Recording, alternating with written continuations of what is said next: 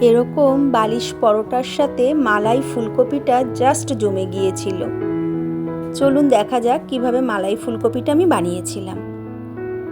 এখানে একটা তড়কা প্যানে আমি কিছুটা গোটা মশলা নিয়ে নিয়েছি, যেমন গোলমরিচ, গোটা গরম মশলা, একটু জয়িত্রী আর সাজিরে। এটা একটুখানি ড্রাই রোস্ট করে গুঁড়ো করে নেব। এবার কড়াইতে সাদা তেল গরম করে ফুলকপিগুলো আমি খুব হালকা করে ভেজে নেব। ফুলকপিগুলো আমার ভাজা হয়ে গেছে।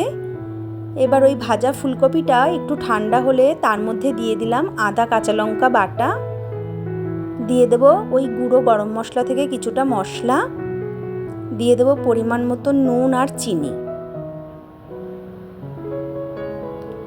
এবার দিয়ে দেব বেশ কিছুটা ফ্রেশ ক্রিম, দেব একটু টক দই আর দেব কিছুটা গুঁড়ো দুধ। সমস্ত উপকরণ দিয়ে আমি খুব ভালো করে ফুলকপিটার সাথে মেখে নেব। এটা মাখা হয়ে গেছে, কিছুক্ষণ রেস্টে থাক।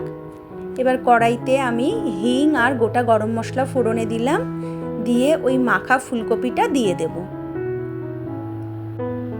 একটু নাড়াচাড়া করে আমি ফুলকপিটা ঢাকনা চাপা দিয়ে সিমে রান্না করে নেব। ফুলকপিটা থেকে তেল ছেড়ে এসেছে, দিয়ে দেব খুব অল্প পরিমাণে জল।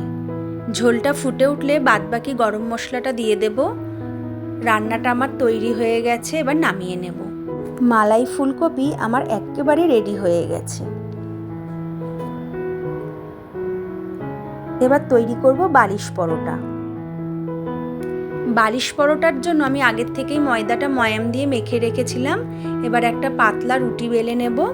এবার একটা ব্রাশ দিয়ে আমি কিছুটা রুটিটার ওপরে তেল ব্রাশ করে শুকনো ময়দা ছিটিয়ে আমি যেভাবে ভাঁজ করছি ঠিক এইভাবে ভাঁজ করে নিতে হবে। এইভাবে প্রত্যেক ভাজে ভাজে তেল আর ময়দার প্রলেপ দিলে যখন পরোটাটা ভাজবো খুব সুন্দর করে লেয়ারগুলো খুলে আসবে। এবার পরোটাটা ভাজার পালা। দুপিঠ খুব ভালো করে সেঁকে নিয়ে এবার তেল দিয়ে খুব ভালো করে এটা আমি ভেজে নেব।